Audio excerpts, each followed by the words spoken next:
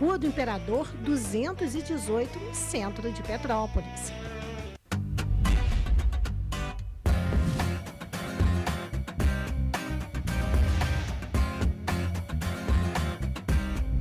TVC 16. Aqui você se vê.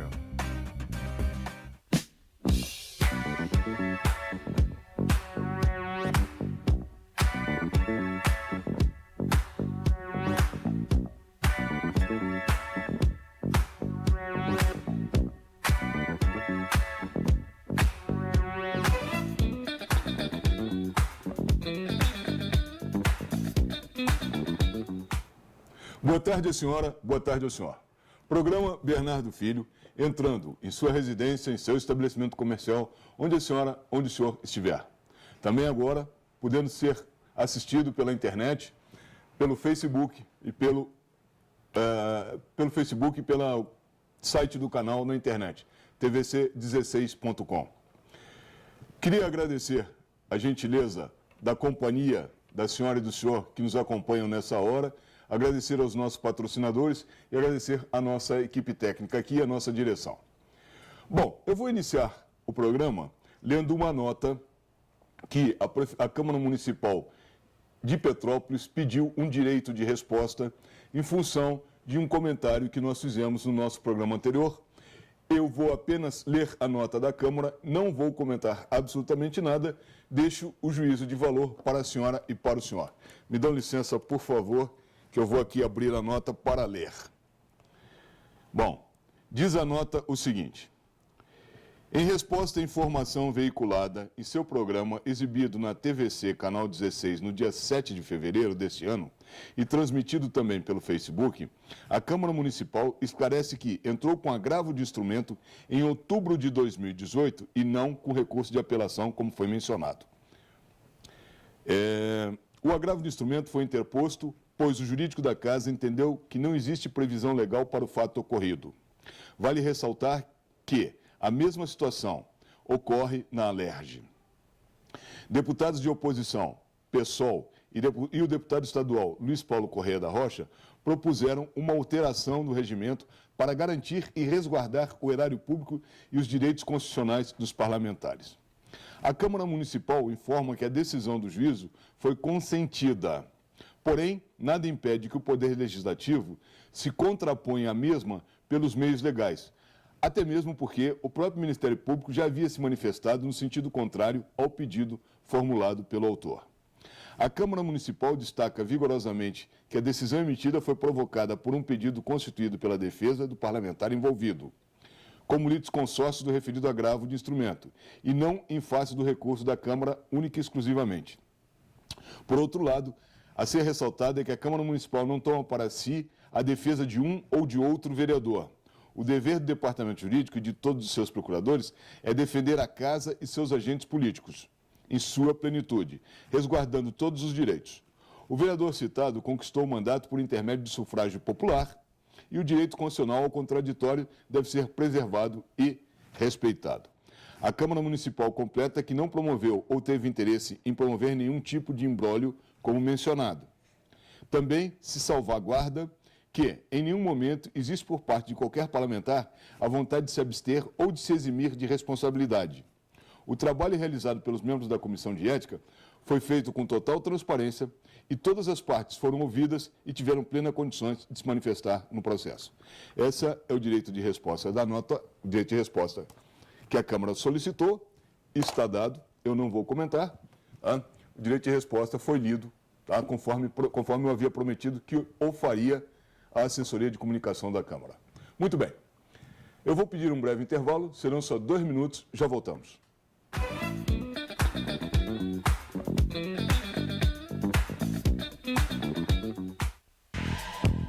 Princesa Isabel Gourmet. Em um ambiente amplo e agradável, uma cozinha moderna espera por você. Cardápio variado, excelente atendimento e estacionamento exclusivo. Música ao vivo todas as sextas-feiras a partir das 20 horas.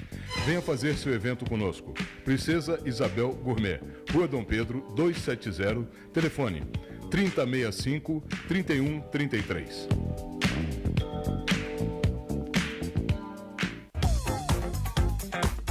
12 anos em Petrópolis, a rede pioneira de depilação no país presta a você um novo conceito em depilação com produtos exclusivos. Pelo menos, sua mais moderna opção de depilação feminina. E o mais importante, você não precisa ter hora marcada. Será atendida no momento em que chegar. Agora, com nova loja, à Rua 16 de Março, 338.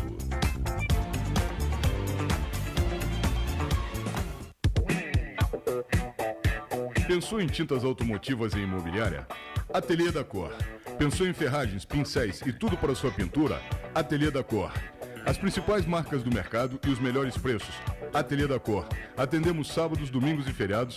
Aceitamos todos os cartões de crédito. Ateliê da Cor. Rua Coronel Veiga, 181. Teleentregas 2242-7228. Venha nos visitar.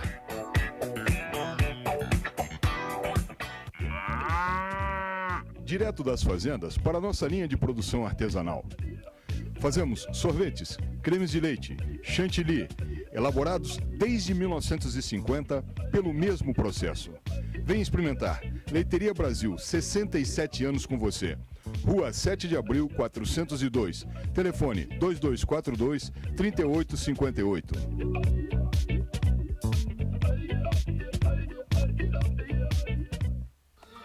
Ateliê Maria Clara Coiffeur. Mega hair de no italiano. Mega telado, tranças africanas, boxeador em Nagoa. Mega de queratina e de fita adesiva, crochê braid, twist, grade look, perucas front lace, mega de microlink. Você encontra tudo isso na Travessa Prudente de Aguiar, 38, Edifício Vitrine. Sobre loja 15. Telefone 2243-275. Temos também venda de cabelo humano hidratado. Venha nos visitar.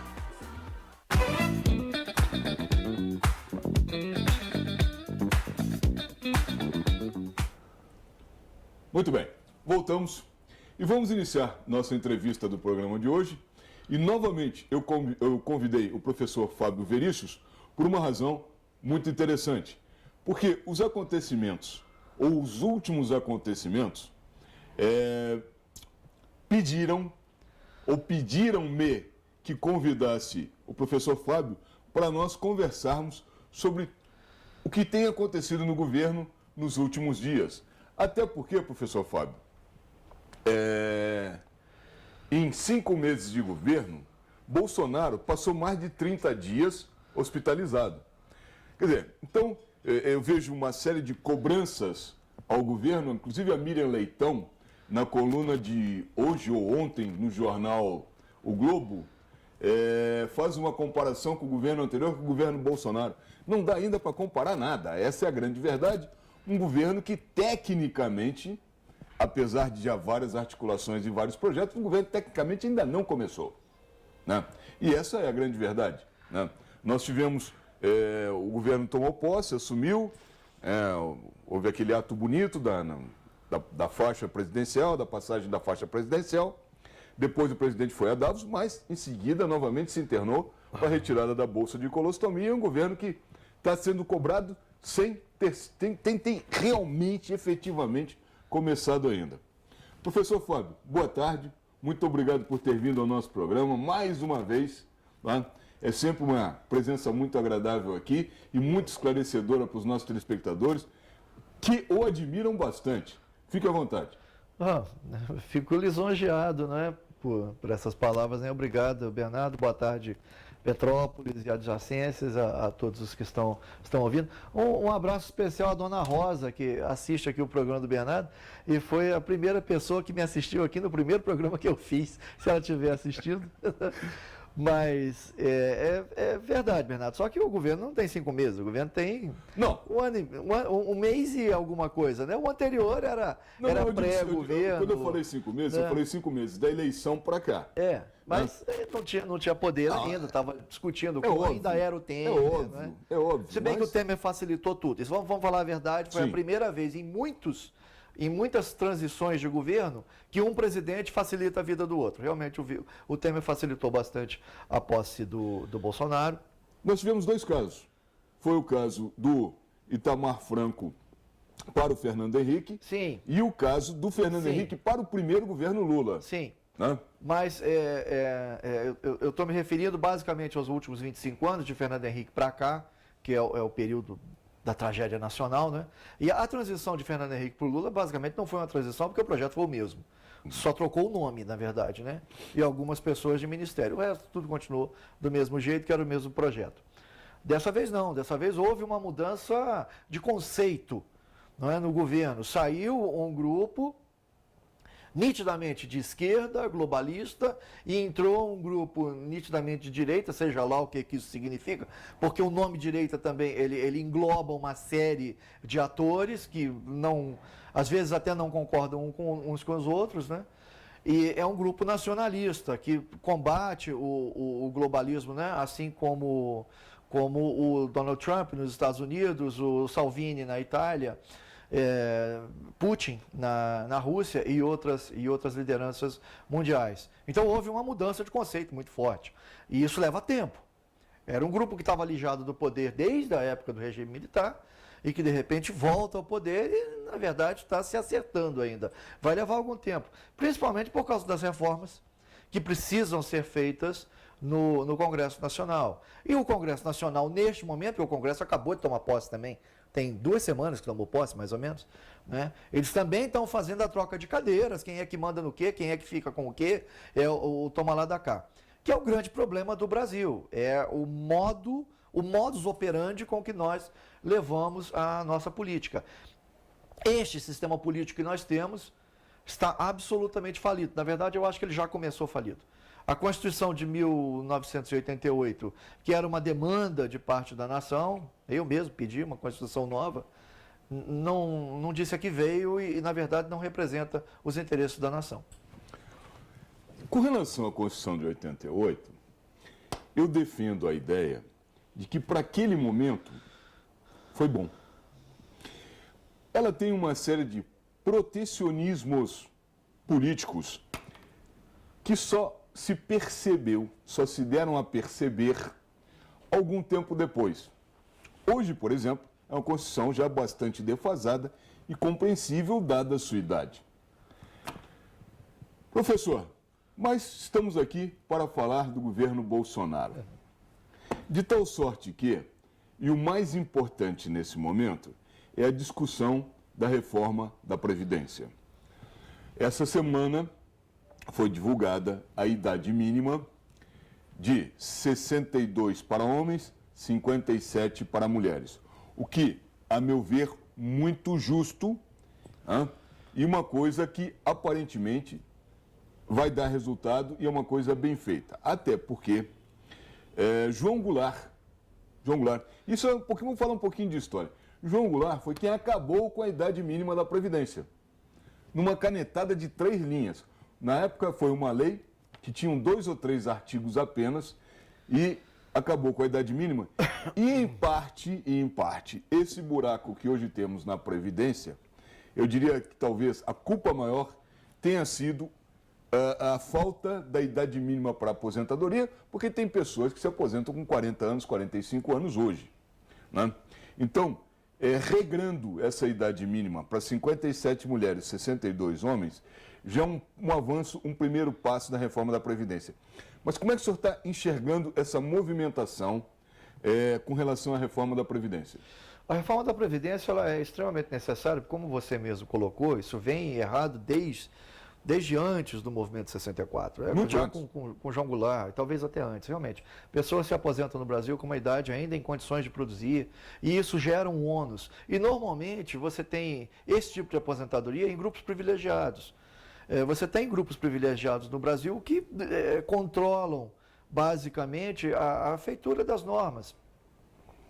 E são esses grupos, não é o que se aposenta com 1 salário mínimo, com 2 salários mínimos, que dá prejuízo para a Previdência. Normalmente está lá em Brasília, são os grandes grupos de políticos, de servidores públicos, de determinadas áreas, não todos, mas que dão esse rombo. Então há necessidade. Professor, deixa eu lhe interromper, professor. Até para dar um dado aos nossos telespectadores,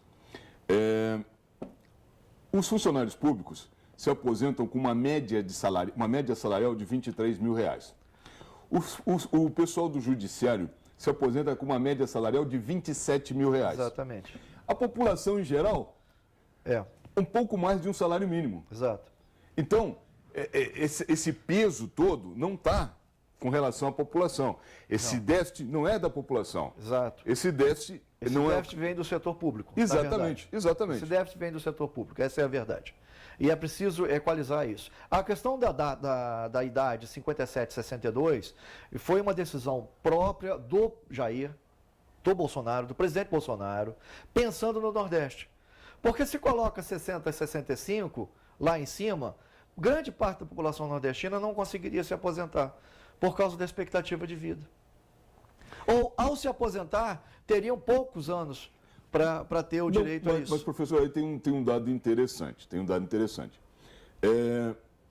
A expectativa de vida no mundo, e principalmente no Brasil, vem crescendo ano a ano.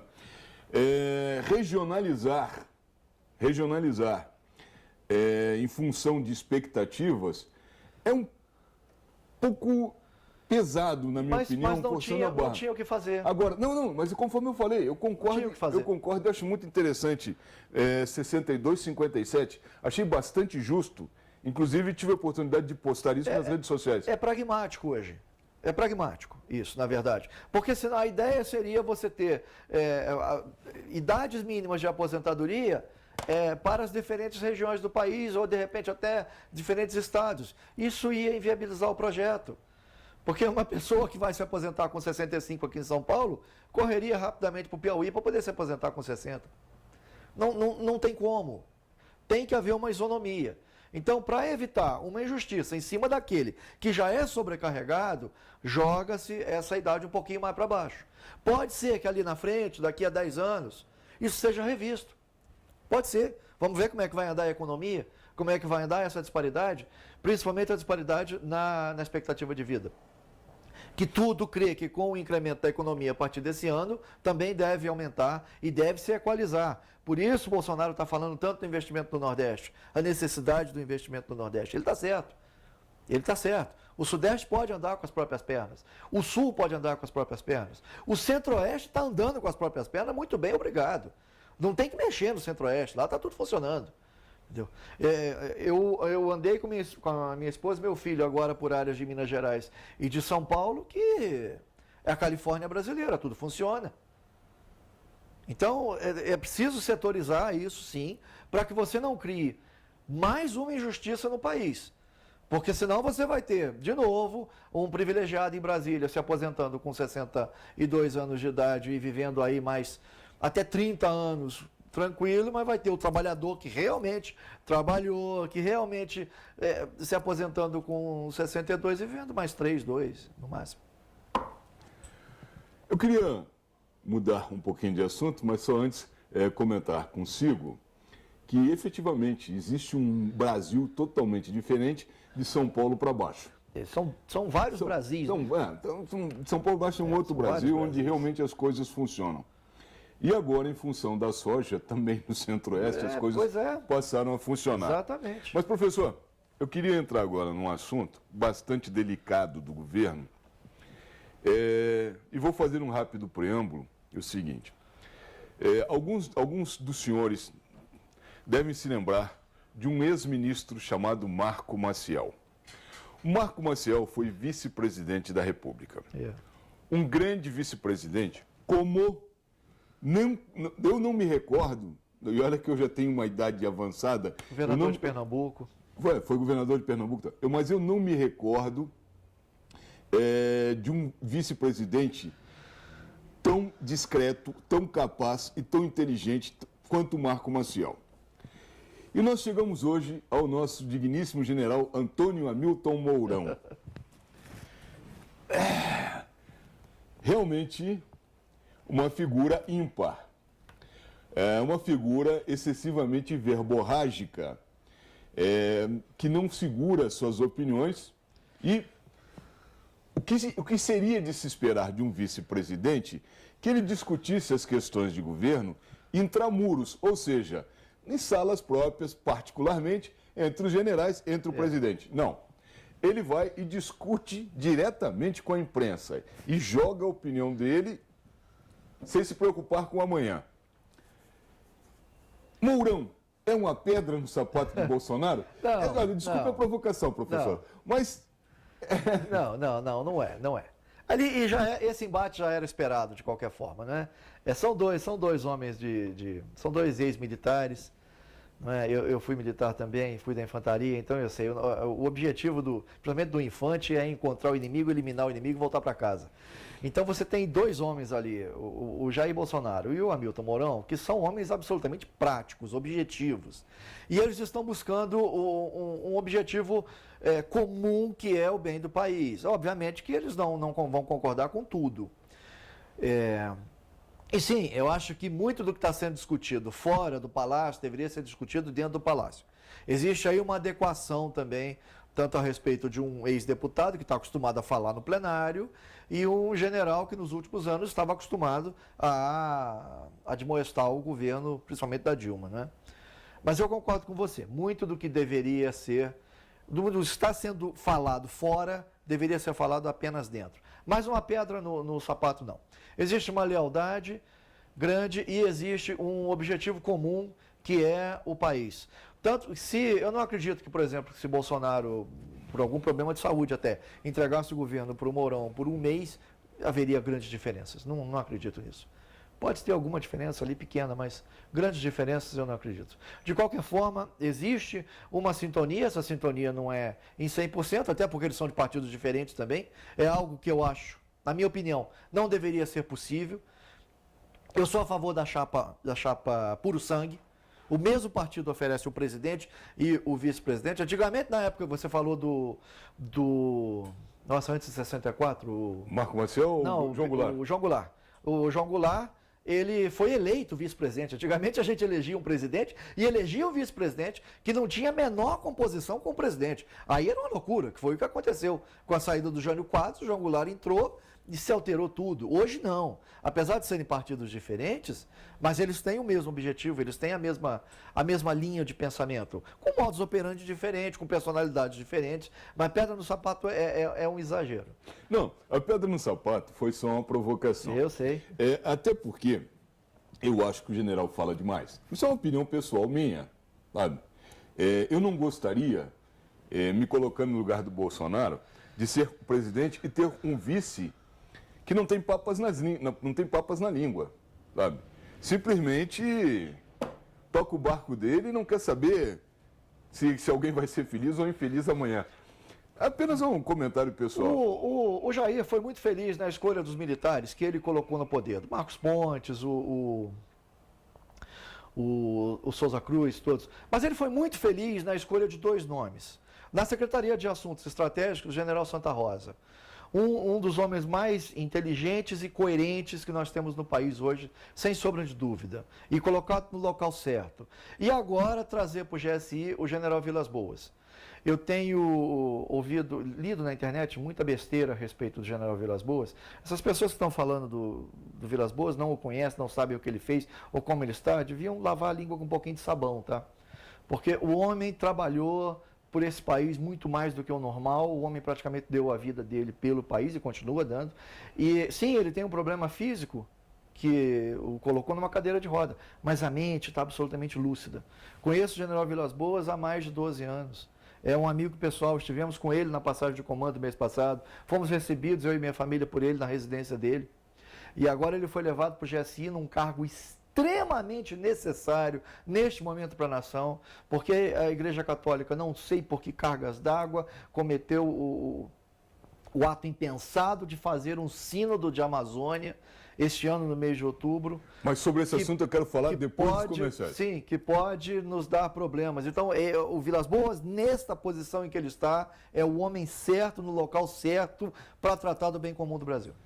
Eu queria justamente entrar nesse assunto do sínodo, mas eu quero primeiro pedir um breve intervalo, porque senão os nossos patrocinadores puxam a minha orelha. Fiquem conosco, já voltamos.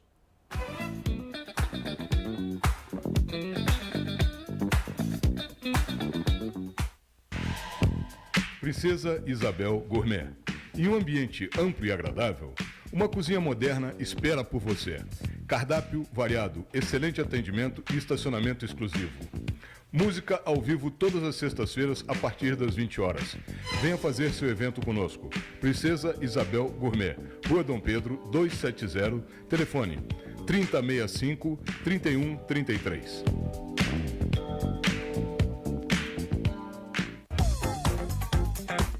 Há 12 anos em Petrópolis, A rede pioneira de depilação no país presta a você um novo conceito em depilação com produtos exclusivos. Pelo menos, sua mais moderna opção de depilação feminina. E o mais importante, você não precisa ter hora marcada. Será atendida no momento em que chegar. Agora, com nova loja, à rua 16 de março, 338.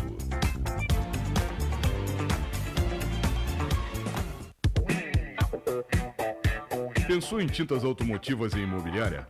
Ateliê da Cor. Pensou em ferragens, pincéis e tudo para sua pintura? Ateliê da Cor. As principais marcas do mercado e os melhores preços. Ateliê da Cor. Atendemos sábados, domingos e feriados. Aceitamos todos os cartões de crédito. Ateliê da Cor. Rua Coronel Veiga, 181.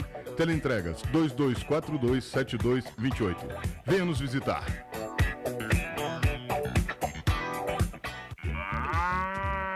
Direto das fazendas para a nossa linha de produção artesanal. Fazemos sorvetes, cremes de leite, chantilly, elaborados desde 1950 pelo mesmo processo. Venha experimentar. Leiteria Brasil, 67 anos com você. Rua 7 de Abril, 402. Telefone 2242-3858.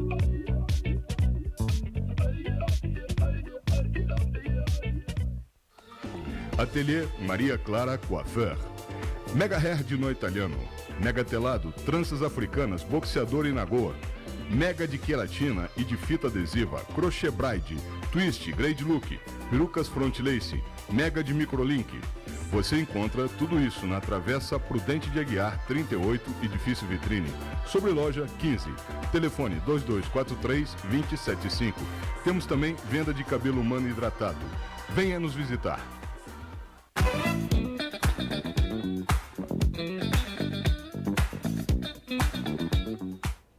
Muito bem, voltamos.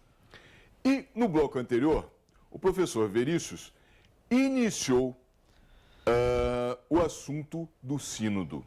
Eu vou explicar às senhoras e senhores rapidamente o que está acontecendo.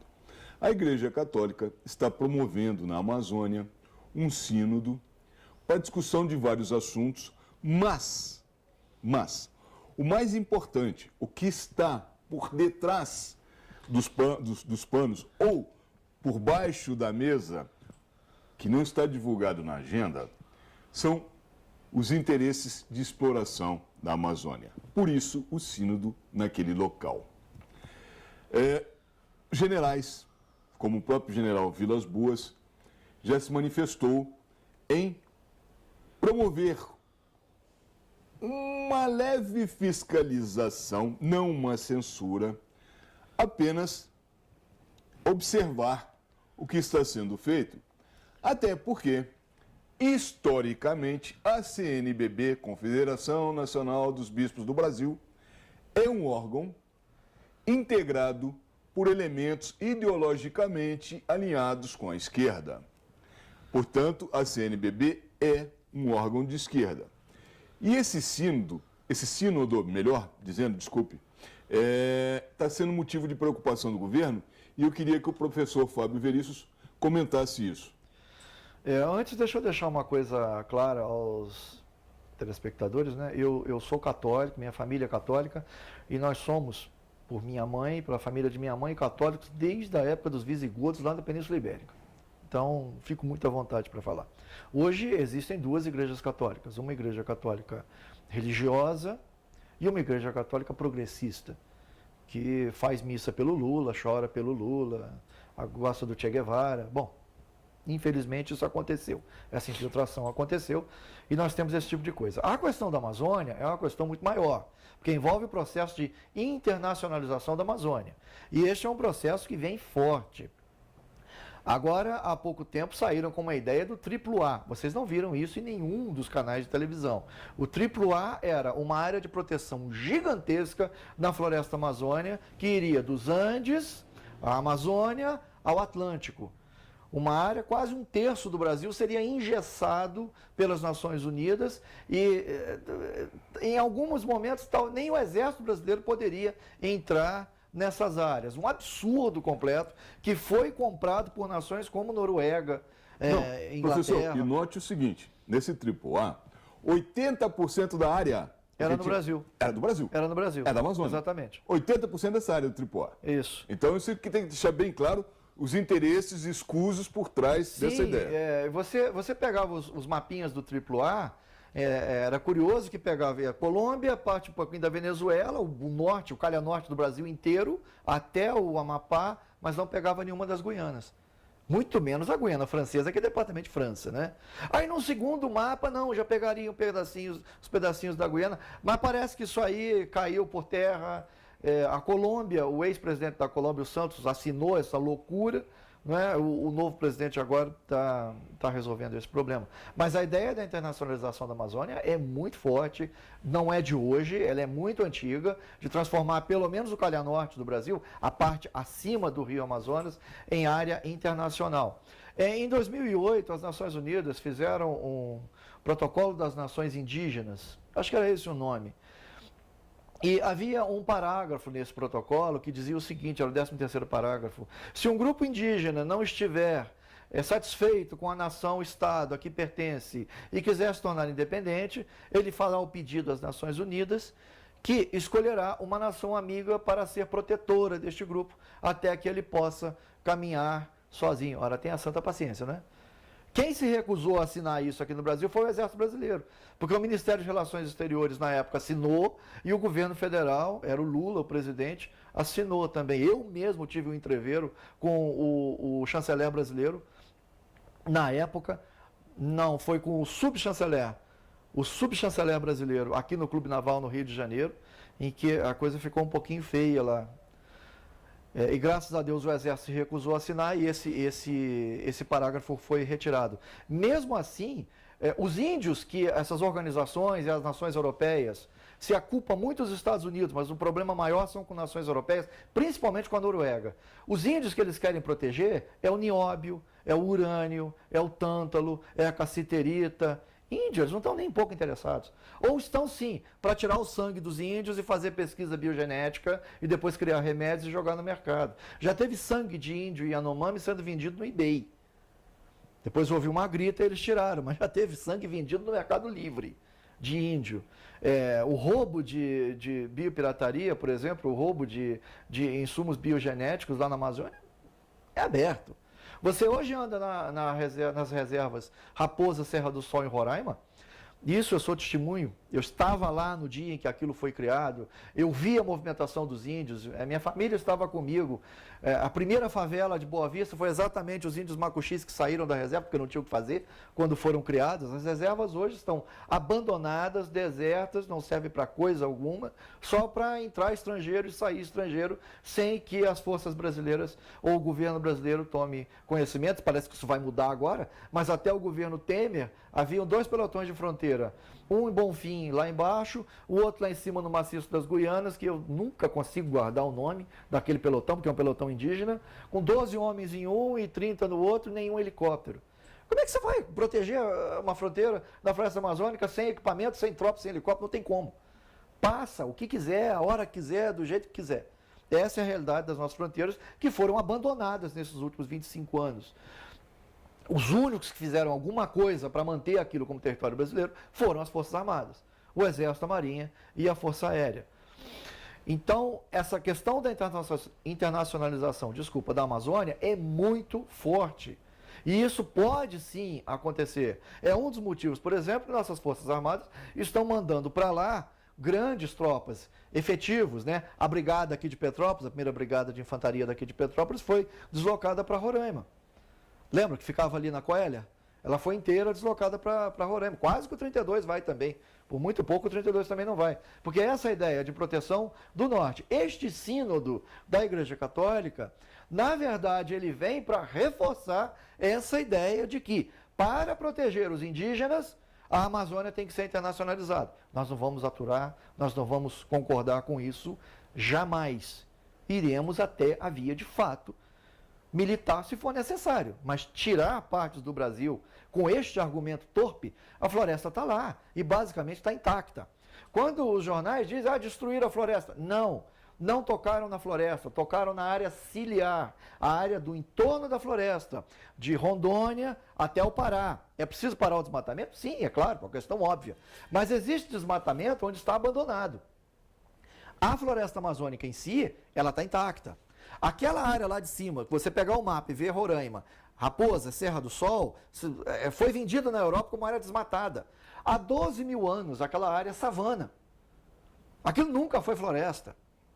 Outra mentira que se fala, vão destruir a floresta, vai virar um grande areal. Em 10 anos a floresta está de volta. A floresta cresce porque chove. Não chove porque tem floresta, é o contrário. A floresta é autorregenerativa. Exatamente porque chove muito. E o regime de chuvas ali é controlado pela evaporação do Atlântico e pelo maciço dos Andes, um de cada lado. É a história do aquecimento global, que não existe. Nós estamos, na verdade, esfriando. Mesmo com esse calor louco que nós tivemos aqui agora, isso são áreas do planeta. Vocês acompanharam na televisão, viram o frio que você bateu sobre o norte. Não é? O seu Al Gore, ex-vice-presidente dos Estados Unidos, disse que em 2020 o Himalaia não teria mais gelo e neve. O gelo e a neve não param de crescer. O deslocamento de icebergs no Polo Sul é porque o gelo novo está empurrando o gelo velho para fora. A produção de gelo está aumentando, porque nós passamos, geologicamente, por glaciais, grandes glaciais, médias glaciais, pequenas glaciais. Por quê? Ninguém sabe, na verdade. O planeta tem esse ciclo. E nós sabemos, historicamente, que estamos chegando em uma pequena glacial. Então, nós estamos, na verdade, esfriando, o que é ruim. Quando o clima esfria, tem menos plantas, nós empobrecemos como espécie, porque a disputa pela comida, pelo alimento é maior. Nós vamos ter que jogar muita tecnologia para produzir mais alimento com menos calor. Se estivéssemos indo para um aquecimento, seria ótimo. Significaria que nós teríamos muito mais colheitas do que estamos tendo, do que vamos ter. Por isso a necessidade tanto do investimento tecnológico na produção de alimento. Agora, o projeto de internacionalização da Amazônia é mero projeto econômico, não é nem político, é mero projeto financeiro para ter lucro. Lucro em cima dos minérios, lucro em cima das plantas, lucro em cima do conhecimento dos indígenas. Reserva Yanomami, porque tem os índios Yanomami. Nunca existiu uma tribo chamada Yanomami. Eu conheço aquela reserva, já fui lá várias vezes. Não existe uma tribo chamada Yanomami. Yanomami é uma palavra, é uma junção de palavras daqueles grupos indígenas que significa ser humano. Essa reserva foi criada, a ideia dessa reserva foi criada por uma senhora chamada Cláudia Andujar, também não sei o nome dela certo, que era funcionária da USP. E ninguém sabe ao certo qual é a nacionalidade dela. Uns dizem que é sérvia, outros dizem que é alemã, outros dizem que é húngara. Essa ideia foi comprada para justificar a criação da reserva, feita em 1992 pelo presidente Collor, forçado por um grupo norte-americano do Partido Democrata, todos de viés de esquerda, já pensando na internacionalização. Se você for até a reserva, você vai notar que existem 5 grupos de indígenas lá, com linguagens diferentes, grupos antagônicos entre si, ou seja, eles lutam entre si e ainda canibais. Essa acusação que estão fazendo em cima da ministra Damares, ela ter sequestrado uma indígena, ela sequestrou sim, para evitar que a menina fosse cozinhada e comida, porque os grupos ainda são canibais.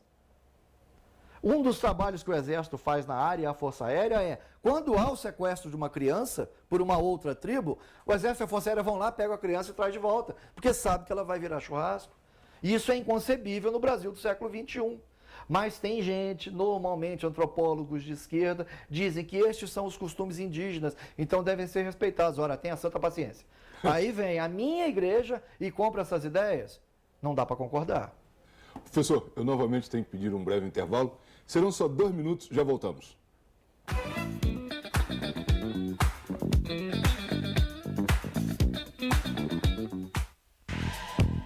Princesa Isabel Gourmet. Em um ambiente amplo e agradável, uma cozinha moderna espera por você. Cardápio variado, excelente atendimento e estacionamento exclusivo. Música ao vivo todas as sextas-feiras a partir das 20 horas. Venha fazer seu evento conosco. Princesa Isabel Gourmet, Rua Dom Pedro, 270, telefone 3065-3133.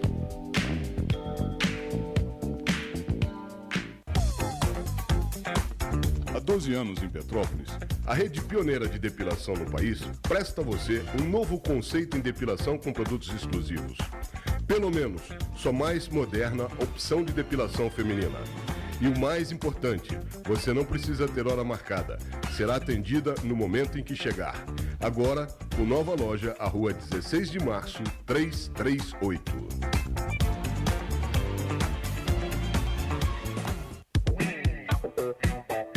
Pensou em tintas automotivas e imobiliária? Ateliê da Cor.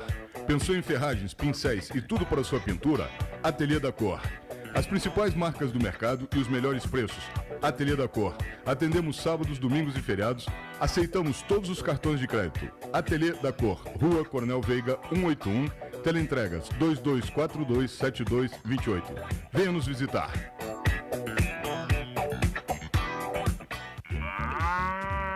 Direto das fazendas para a nossa linha de produção artesanal. Fazemos sorvetes, cremes de leite, chantilly, elaborados desde 1950 pelo mesmo processo. Vem experimentar. Leiteria Brasil, 67 anos com você. Rua 7 de Abril, 402. Telefone 2242-3858.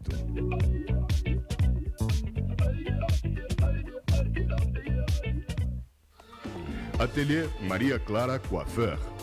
Mega hair de nó italiano. Mega telado, tranças africanas, boxeador e nagoa. Mega de queratina e de fita adesiva. Crochê braid, twist, grade look. Perucas front lace.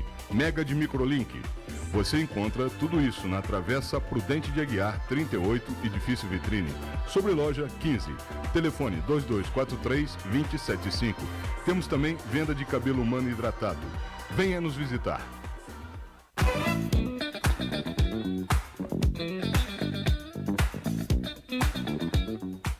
Muito bem. Professor, já que estávamos no assunto ambiental, vamos continuar nele.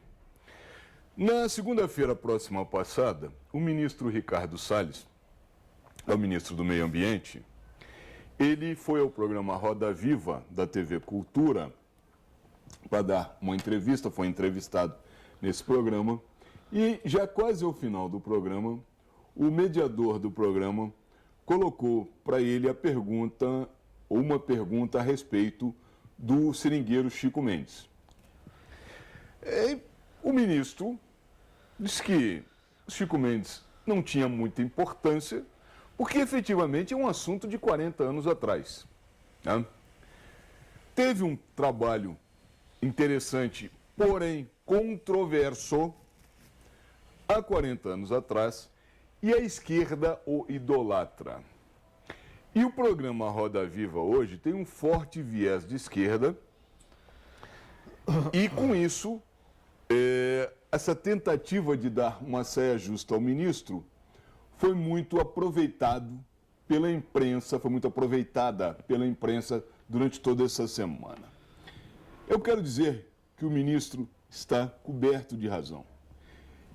A importância de Chico Mendes hoje é histórica, porém, a bem da verdade, controversa. Posteriormente a Chico Mendes, a sua família teve alguns problemas dentro do Instituto Chico Mendes, inclusive foi acusada de desvio de verbas e tudo mais. Eu acho a postura do ministro muito interessante, na medida em que, o tempo todo, ele se pautou por melhorias na área ambiental, por desburocratizar as fiscalizações ambientais mais simples e ter uma fiscalização mais a contento nos casos mais complicados, como, por exemplo, das barragens das mineradoras. Como é que o senhor está enxergando essa situação toda, professor? Primeiro a questão da imprensa, né? O Roda Viva, como eu falei aqui há algum tempo, se esquerdiçou de uma forma absurda. Eu parei de assistir o programa, eu não assisti essa entrevista. O Roda Viva, ele é hoje um braço do Foro de São Paulo e mais nada, desde que houve a mudança na direção. Realmente o viés deles é completamente, não é nem esquerdista, é esquerdopata mesmo. Quem viu o programa com o Bolsonaro antes das eleições, percebeu isso claramente, né? A questão do Chico Mendes. O Chico Mendes foi assassinado, não é? Uma pena ele ter sido assassinado, óbvio, mas ele é uma imagem fabricada pela esquerda, só isso. Fabricada para fazer propaganda e ganhar voto lá em cima. E criar a Marina Silva, que de 4 em 4 anos reaparece para assombrar as eleições do Brasil. Só isso, mais nada. O Instituto Chico Mendes é um instituto controverso, há uma série de acusações, há uma série de problemas. O que fez, o que não fez? Eu acho que não fez. Eu acho que, na verdade, está em uma grande bagunça aquilo, que precisa botar ordem. A desburocratização dessa área tem que ser feita, não exatamente uma informalidade, mas é preciso também que se faça uma verificação no que está se fazendo. Se você tentar cortar uma árvore na sua casa hoje que está dando problema, você vai ter um problema sério com o IBAMA. Mas determinadas pessoas conseguem cortar 12, 15 árvores para abrir um negócio e não tem o menor problema. Peraí, é 2 pesos, 2 medidas? Aqui em Petrópolis mesmo. Aqui em Petrópolis mesmo, já aconteceu várias vezes. No país inteiro. Nós precisamos investir no meio ambiente? Claro. Nós precisamos cuidar do meio ambiente? Óbvio. Preservar os rios? Óbvio. Como eu gostaria de ver o Rio Piabanha aqui limpo. Gostaria muito. Eu gostaria muito de andar em São Paulo e ver o Tietê limpo, como é o Tamisa hoje. Na Inglaterra, eles investiram e limparam o rio. Hoje tem peixe. A Baía de Atenas já foi um dos locais mais poluídos do mundo. Hoje recebe baleias. Baleias entram no Mediterrâneo e vão nadar na Baía de Atenas, porque se fizeram uma limpeza. Foi feita uma festa o dia que avistaram a primeira baleia na Bahia. Então nós temos que fazer isso aqui, parar de sujar, até porque, gente, nosso país está muito sujo, né? Nossas cidades estão muito sujas. Petrópolis é uma cidade muito suja. Se você for para cidades que são cartões postais como Fortaleza, dá pena de ver a quantidade de pet, de montoeira, de sujeira. Agora, eu vi sobre isso uma fotografia esses dias no Facebook que foi sintomática. Eram 2 fotografias, uma ao lado da outra. Numa estava escrito: Poder Judiciário, é proibido jogar lixo nesse local. Tinha lixo para tudo quanto era lado.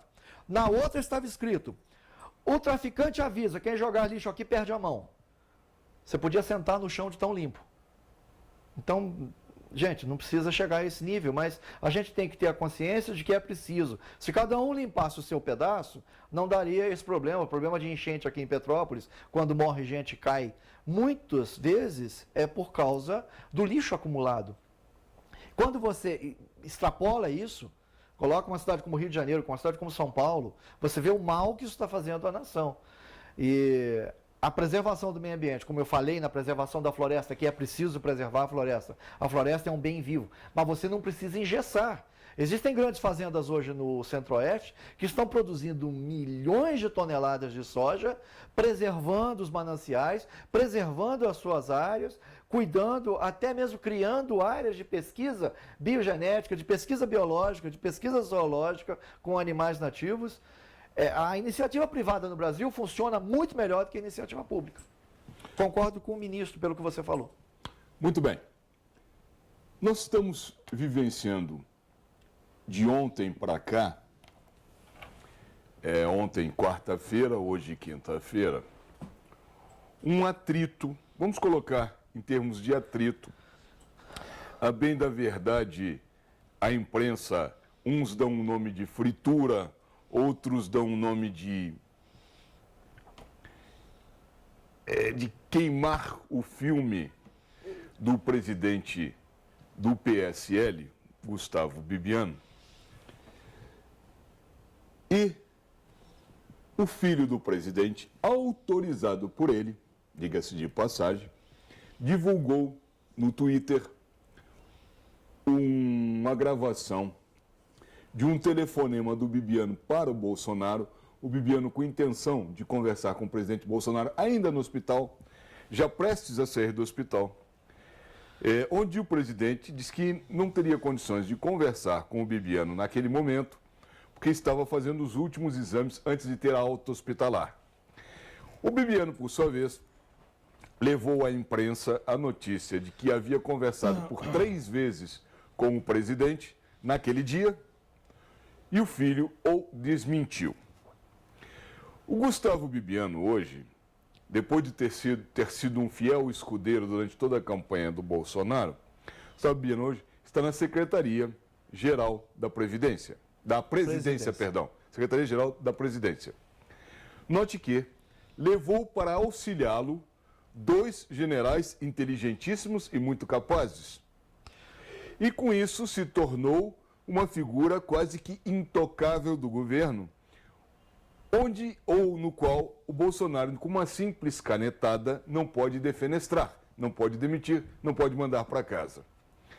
E se criou, nesse momento dentro do governo, que eu acredito que deve durar poucos dias essa história, mas se criou esse mal-estar todo. E a imprensa, lógico, está se aproveitando disso ao máximo, porque não tem notícias da esquerda para dar. Então vamos bater na direita. A direita está batendo cabeças, quando não é nada disso. Como é que o senhor enxerga essa situação? É um jogo de poder que é desnecessário nesse momento. Aliás, seria desnecessário em qualquer momento, né? O Bibiano tinha uma relação, ou tem uma relação muito próxima com o presidente Bolsonaro. E não tem uma relação tão próxima com os filhos do presidente. Isso só por si já gera um certo atrito. O Bibiano tinha entregue o poder do PSL ao Bivar. Então ele está dizendo que o que aconteceu, a situação dos laranjas, é responsabilidade do Bivar.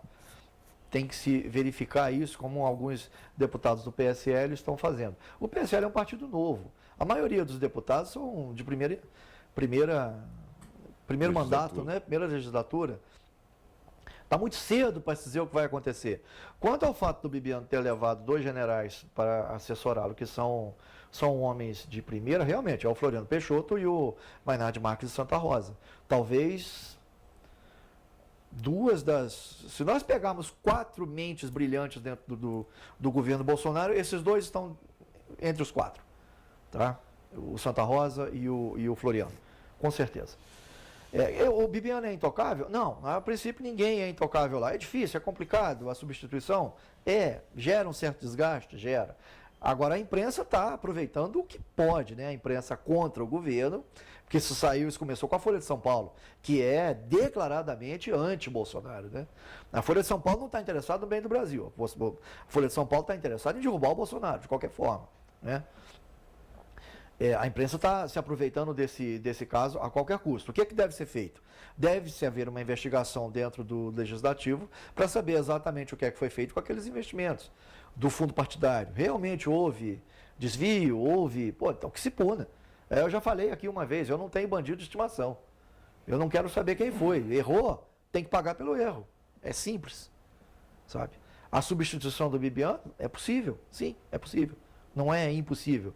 É desnecessário o que está acontecendo, no momento que está acontecendo, porque agora o foco são as reformas, para a gente poder botar a economia para funcionar, isso é o mais importante, e não essas briguinhas torpes de vaidade de partido, ou de vaidade de jornalista, ou tá bom, encontrou um erro, não, foi desviado o recurso, vamos ver quem desviou, quanto desviou, pega o dinheiro de volta e bota o cara para fora e põe na cadeia, o que seria melhor até, sabe? Por falar em momentos de reformas, o ministro da Justiça, Sérgio Moro, ele levou semana passada o projeto dele de criminalização mais dura aos crimes de corrupção e alguns crimes eleitorais. E também a crimes comuns, crimes hediondos. Como é que o senhor viu esse pacote do Sérgio Moro? O pacote do juiz Sérgio Moro foi adequado, mas aquém. Eu esperava algo mais forte. Talvez, não sei, é uma opinião minha, estão fazendo por etapas as mudanças. As mudanças no Código Penal brasileiro e em todos precisam ser muito fortes. Você não pode abrir a sua internet ou abrir o seu jornal e ver que o cidadão que cortou as 2 mãos e um dos pés da namorada pegou 17 anos de cadeia, mas vai sair com 2. Você perde a crença na justiça. Você não pode abrir o teu jornal, a tua internet para ler e ver que o cara que fraudou milhões no INSS ou na Petrobras, aí fez um acordo, devolveu metade e vai ficar com metade. Não é possível isso. Você perde a sua crença.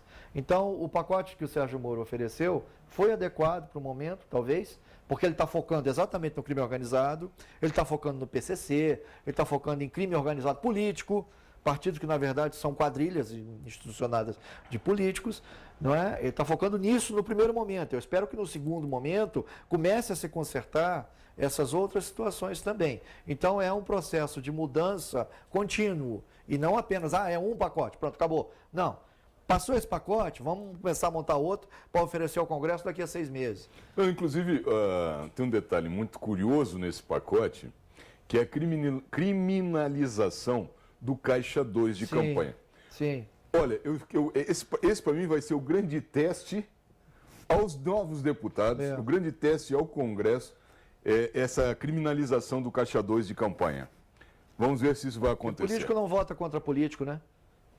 Não vota contra si. Pois é, exatamente. Não vota contra si. Agora, há um dado muito salutar nesse pacote que ele colocou, que eu também gostaria que fosse maior, que é a liberalização das forças de repressão, das forças de segurança da nação para agirem como deve. Você não pode ter um policial usando um 38 que encontra um cidadão usando uma AK-47, um fuzil de assalto, e se por muita sorte, por ajuda do anjo, esse policial consegue sacar o 38 dele e matar o bandido que está usando um AK-47, esse policial vai sofrer um processo, uma pena. É absurdo isso. É completo absurdo isso. Alguém colocou na internet, se não me engano, foi no YouTube, um filmezinho de um policial americano que perseguiu 4 bandidos dentro de um carro, ele sozinho. Ele conseguiu dar combate, abateu os 4 e foi para casa dormir. Porque é a função dele, proteger a sociedade. Um cidadão que está andando no Rio de Janeiro com uma AK-47, uma R-15 ou um FAL roubado do Exército, um HK roubado da Força Aérea, não é um cidadão de bem. Ele não está ali para pegar praia. A função do policial qual é? É proteger a sociedade, então ele tem que abater aquele cara. É simples. Isso aí, só no Brasil você tem essa ideia estapafúrdia de que o bandido tem que ter seus direitos. Direito do bandido é não ser bandido. Se quer ser bandido, vai sofrer a consequência. Nós temos que valorizar as nossas forças de proteção, Polícia Civil, Polícia Militar, Guardas Municipais, Polícia Federal, começando com o quê? Com um marco jurídico, para que eles possam agir. Principalmente caso o Exército tenha que atuar em uma área. Essa atuação foi feita no Rio de Janeiro, foi totalmente feita sem marco jurídico. Professor, eu vou lhe dar agora 2 minutos para suas despedidas. Infelizmente, estou olhando para o reloginho ali, o nosso tempo está se esgotando. Tenho mais 2 minutos, dá para o senhor falar alguma coisa interessante. Não, como eu sempre termino aqui dando alguma mensagem de otimismo, né, para as pessoas, né, nesse período agora do começo do ano, nós estivemos em Brasília para as posses e principalmente a troca de comando do general Vilas Boas pelo general Pujol. Infelizmente eu não pude ficar para a posse do general Santa Rosa, que é uma pessoa que eu gostaria muito de ter prestigiado na Secretaria de Assuntos Estratégicos, né? Mas o que nós vimos em Brasília foi uma mudança de mentalidade muito forte. Muito forte. Existe uma mudança de mentalidade, uma vontade de fazer. Brasília está trabalhando de segunda a sexta. Antigamente era de terça a quinta. Sabe?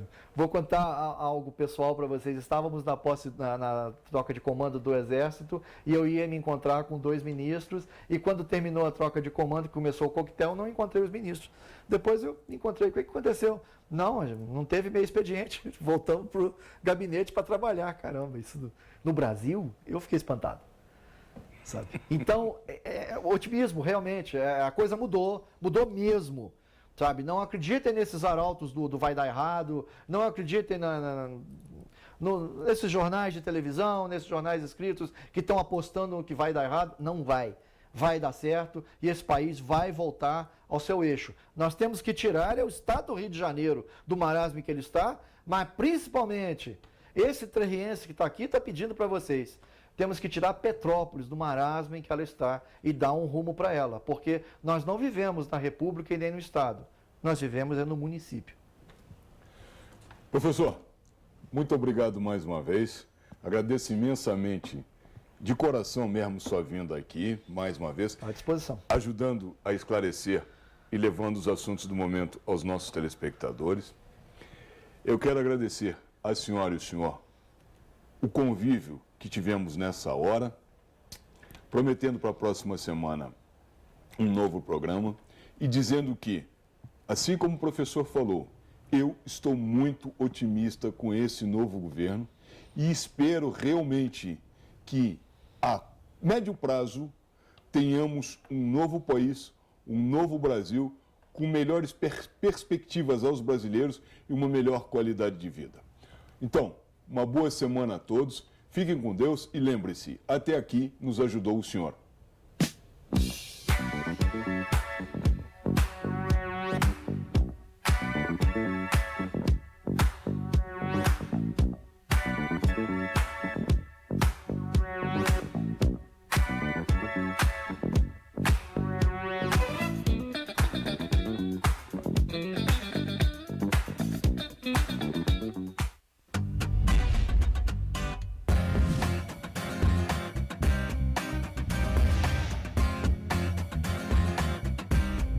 TVC 16. Aqui você se vê.